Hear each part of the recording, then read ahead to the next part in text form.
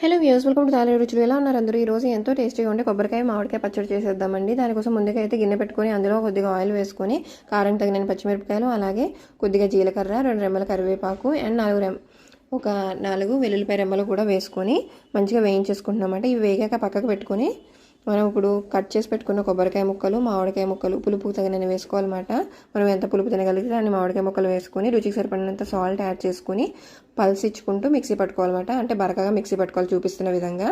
ఇప్పుడు ఇందులోకి ఆ మిశ్రమాన్ని తీసి పక్కకు పెట్టేసి వేయించి పెట్టుకున్న పచ్చిమిరపకాయలు అవన్నీ వేసుకుని మళ్ళీ మిక్సీ పెట్టుకొని అవి మిక్సీ ఆడేసుకున్నాక ఇప్పుడు ఈ కొబ్బరికాయ మిశ్రమాన్ని కూడా మిక్సీ ఆడేసి రెండు కలిపి ఒక గిన్నెలోకి తీసుకుని ఇందులోకి మళ్ళీ బాండి పెట్టుకుని అందులో కొద్దిగా ఆయిల్ వేసుకొని చూపిస్తున్న ఇంగ్రీడియంట్స్తో పోపు వేసేసుకోవడం అనమాట. ఇంగువ కంపల్సరీ వేసుకోండి, చాలా టేస్టీగా ఉంటుంది.